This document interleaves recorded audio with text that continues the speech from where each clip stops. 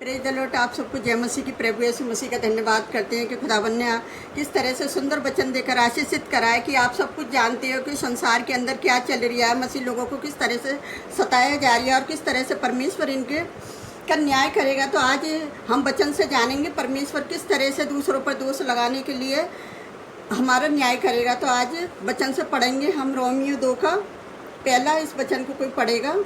अंततः हे दोष लगाने वाले, तू कोई क्यों ना हो, तू निरुत्तर है, क्योंकि जिस बात में तू दूसरों पर दोष लगाता है उसी बात में अपने आप को भी दोषी ठहराता है, इसीलिए कि तू जो दोष लगाता है स्वयं ही वह काम करता है। हालेलुया। किस तरह से यहाँ वचन में लिख रहा है कि दूसरों पर दोष लगाता है और इस बात पे अपने आप को भी दोषी ठहराता है। आज बहुत सारे लोग हैं दूसरों पर दोष लगाते हैं और अपने आप को ही दोषी ठहराते हैं, और परमेश्वर जानता है कि ऐसे ऐसे काम करने वालों पर परमेश्वर की ओर से ठीक ठीक दंड की आज्ञा होती है। जो दूसरी आयत में लिखा हुआ है, तो मनुष्य तू जो ऐसे ऐसे काम करने वालों पर दोष लगाता है और जो आप ही वो काम करता है, क्या तू समझता है कि परमेश्वर दंड की आज्ञा से बच जाएगा? बहुत सारे लोग सोचते हैं कि मैं उल्लेखन कर रहा हूँ तो शायद मैं परमेश्वर की दंड की आज्ञा से बच जाऊँगा।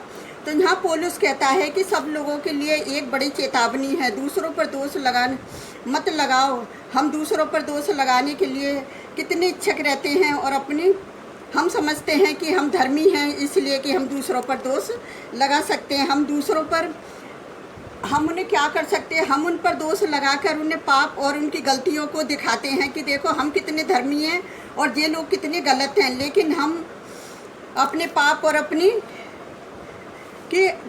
गलतियों को नहीं देखते, और मनुष्य का सारा चाल चलन अपनी ही दृष्टि में तो ठीक होता है, परंतु जो वह मन को जांचता है। नीति वचन 21:2 में कोई पढ़ेगा इस वचन को 21:2 का। मनुष्य का सारा चाल चलन अपनी दृष्टि में तो ठीक होता है, परंतु यहोवा मन को जांचता है। हालेलुया।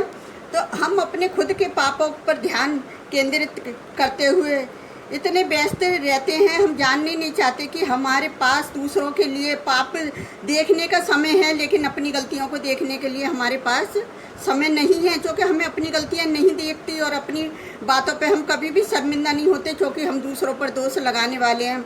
तो हम एक दूसरे पर दोष लगाते हैं और हम क्या करते हैं? हम अधिक परमेश्वर की दंड की आज्ञा हमारे ऊपर आती है। और यीशु मसीह के वचन पर को याद करो कि परमेश्वर का वचन बताता है कि दोष मत लगाओ, तुम पर भी दोष लगाया जाएगा। मत्ती 7 का 1 और 5 कोई पढ़ेगा। दोष मत लगाओ कि तुम पर भी दोष ना लगाया जाए। 5 हे कपटी, पहले अपनी आँख में से लट्ठा निकाल ले, तब तू अपने भाई की आँख का तिनका भली भांति देख कर निकाल सकेगा। हालेलुया। किस तरह से परमेश्वर का वचन में बताता है कि दोष मत लगाओ। अगर हम रोमियो 14 के 10 में देखेंगे तो उसमें लिखा हुआ है कि तू अपने भाई पर क्यों दोष लगाता है? क्या तू फिर क्यों अपने भाई को तुच्छ जानता है कि हम सब के सब परमेश्वर के न्याय सिंहासन के सामने खड़े होंगे?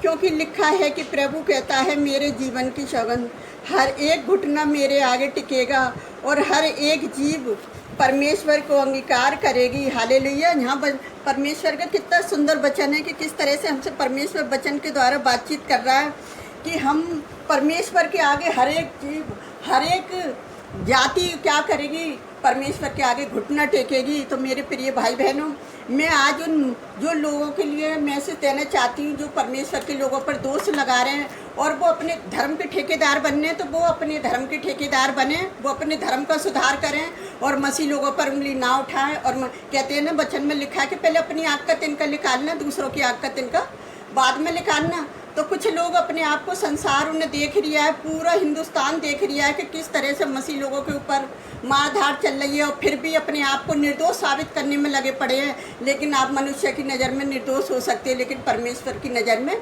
नहीं हो सकते, क्योंकि तुम दूसरों पर दोष लगाने वाले हो। लेकिन पौलुस कहता है कि नहीं, अन्य जाति लोगों की तो ऐसी आदत है क्योंकि वो घमंड करते हैं, वो एक दूसरे के ऊपर दोष लगाते हैं और अपने आप को क्या करते हैं? अच्छा साबित करने के लिए अपने आप को बड़े धर्मी बनते हैं। तो अपने धर्म की रक्षा करो और अपने धर्म के लोगों को देखो कि हमारे धर्म में आजकल क्या चल रहा है, तो अपने धर्म की रक्षा कर लो। मसीह लोगों की रक्षा करने के लिए परमेश्वर है, क्योंकि वचन बताता है परमेश्वर तेरा रक्षक है, तेरा सहायक है। तो परमेश्वर हमारा रक्षक है, हमारा सहायक है, और परमेश्वर के जो चुने हुए लोग हैं वो पता है स्तुति आराधना के ही द्वारा आंदोलन कर सकते हैं, और स्तुति आराधना के ही द्वारा वो न्याय परमेश्वर के आगे रख सकते हैं, और वो यहाँ के संविधान की इज्जत करते हैं और उनका आदर करते हैं, और इसीलिए किसी भी बात को वो अपने ऊपर नहीं लेते। वो सीधा कहते हैं कि नहीं, हमारा संविधान ने जो हमें सिखाया है, हम संविधान की इज्जत करते हैं, हम कानून के का पालन करते हैं, तो कानून भी उनके लिए रक्षक बन के उनकी सहायता, उनकी मदद करे,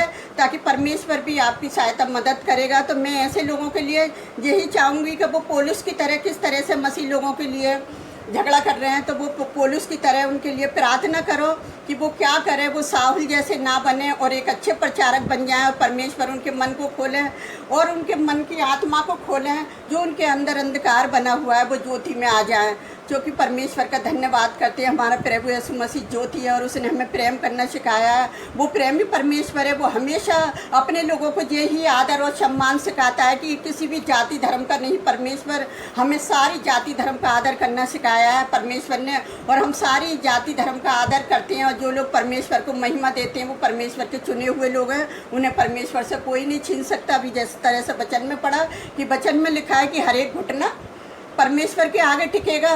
तो आप कौन हो धर्म के ठेकेदार बनने के लिए? आप अपने धर्म की ठेकेदारी करो, अपने धर्म की तरफ देखो और मसीह लोगों को मसीह परमेश्वर के ऊपर छोड़ दीजिए। परमेश्वर उनका न्याय है, जो गलत करेगा उनको परमेश्वर सजा देगा। तुम कौन हो उनको सजा देने वाले?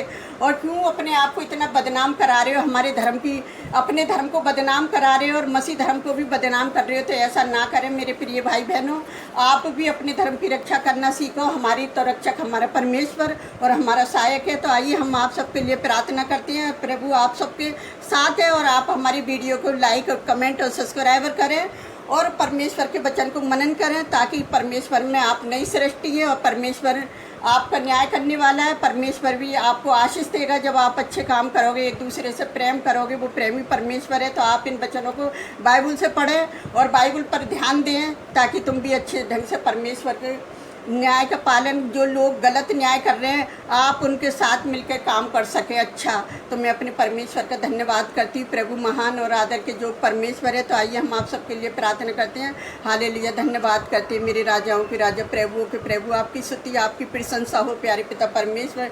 जिस तरह से मसीह लोगों पर सताव चल लिया खुदावन, अब समय आ गया है आपके न्याय करने का मेरे जोबा परमेश्वर। आप सच्चे न्यायी हैं। तो मेरे जोबा परमेश्वर आप अपने लोगों का न्याय करें प्यारे जोबा परमेश्वर। जो अपने आप को लोग सच्चा साबित करना चाहते हैं पिता, आप सब कुछ जानते हैं मेरे जोबा परमेश्वर। आपने कही एक दूसरे के लिए प्रार्थना करो खुदाबंद, आपने कही अपने बैरियों के लिए प्रार्थना करो प्यारे पिता परमेश्वर। जितने लोग एक दूसरे के लिए प्रार्थना करते हैं खुदाबंद, जो धर्म पर प्यारे पिता परमेश्वर लड़ाई झगड़ा करते हैं खुदाबंद धर्म के नाम पर पिता, मैं उन सब के लिए भी प्रार्थना करती हूँ खुदाबंद। आप उनके भी जीवन को बदले, जिस तरह से आपने साउल के जीवन को बदला, उसे पुलिस बना दिया, एक अच्छा प्रचारक बना खुदाबंद। मैं यही दुआ करती हूँ खुदाबंद, एक वो अच्छे प्रचारक बने प्यारे जो वो परमेश्वर की सारी दुनिया जिस तरह से उन्हें देख रही है, कितने झगड़ेल हुए प्यारे पिता परमेश्वर, एक दिन वो आपके सेवक के रूप में देखने पाए प्यारे जो वो परमेश्वर। मेरी यही दुआ है खुदाबंद, क्योंकि आपने हमें एक दूसरे के लिए दुआ करना सिखाया। तो पिता मैं आपसे विनती करती हूँ, अपने विश्वासी लोगों की रक्षा करें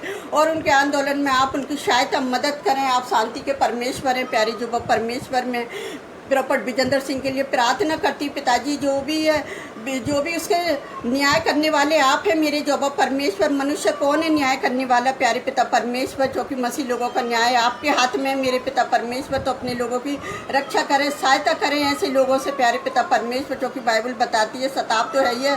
तो पिता इतना भी सताव नहीं प्यारे जोबा परमेश्वर, कि मैं आपसे विनती करती हूँ खुदाबंद, अपने लोगों पर दया और रहम करें खुदाबंद, कि आपके नाम को महिमा और आदर मिले। पिता मैं आपसे विनती करती हूँ, जितने लोग हमारी वीडियो से जुड़े हुए हैं उन्हें बड़ी आशीष, उन्हें बड़ी बरकत देना, ताकि आपका वचन ज़्यादा से ज़्यादा लोगों तक पहुँच सके प्यारे जो परमेश्वर। उन लोगों के ही द्वारा प्यारे पिता परमेश्वर आपके नाम को महिमा और आदर मिलने पाए प्यारे पिता परमेश्वर। मैं आपसे विनती करती हूँ मेरे खुदाबंद, कि यीशु मसीह का लहू बहना, कूड़े खाना व्यर्थ न जाए, सारी मानव जाति के लिए बलिदान करना व्यर्थ न जाए खुदाबंद। हमारे पास के साथ भी प्रार्थना करना व्यर्थ न जाए, एक आशीष बनकर उभरे मेरे जो परमेश्वर। जितने लोग हमारी वीडियो से जुड़े हुए पिता, सबको बड़ी आशीष बरकत देना पिता। हम सारा आदर महिमा आपको देते हैं खुदाबंद, हम सारी कमिटियों को आपके चरणों में डालते हैं पिता।